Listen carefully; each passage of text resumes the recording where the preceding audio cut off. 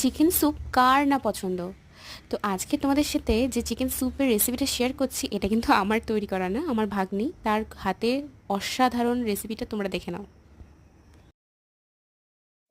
যেহেতু আমার দিদি কলকাতা থাকে, তো ওর জন্য ওখানে যে রান্নাগুলো ও প্রতিদিন করে আমার সাথে শেয়ার করে, তো তার মধ্যে পছন্দের খাবার দিদির হাতে সেটা হচ্ছে চিকেন স্যুপ।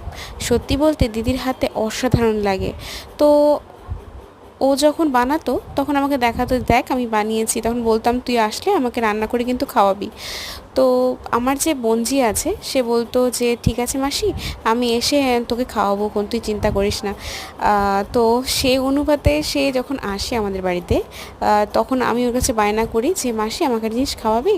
তো ও বলে যে কি খাবি বল। তো আমি বললাম কেন, তোর সব থেকে স্পেশাল যে রান্নাটা করিস মানে হচ্ছে চিকেন স্যুপটা, সেটা আমার খুব পছন্দ, তো ওটা আমাকে তো রান্না করে খাওয়াবি। বলছে ঠিক আছে মাসি, তুই জাস্ট ওয়েট কর, তোর জন্য রান্না রেডি হয়ে যাবে।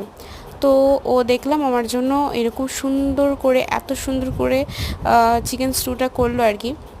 কি বলবো, জাস্ট অসাধারণ ছিল, মানে এক কথায় অসাধারণ। এই কয়দিন আমার শরীরটা ভালো যাচ্ছিল না, আমাকে বললো যে মাসি তুই এটা খা, তোর শরীরটা অনেকটা ভালো লাগবে, চিকেন স্যুপ খেলে কিন্তু অনেকটা শরীরটা ভালো লাগবে তোর। তো ওর জন্যই আমি খেলাম আর কি। তো এমনিতেও ইচ্ছে ছিল আর তার সঙ্গে এটা খেলাম। তো সত্যি একদম মিলেমিশে একাকার হয়ে গেছে, এত ভালো লেগেছে তোমাদেরকে কি বলবো ফ্রেন্ডস, আমি সত্যি বলছি খুব ভালো লেগেছে ওর রেসিপিটা। তো তোমাদের যদি ভালো লেগে থাকে রেসিপিটা, তোমরা কিন্তু বাড়িতে ট্রাই করতে পারো।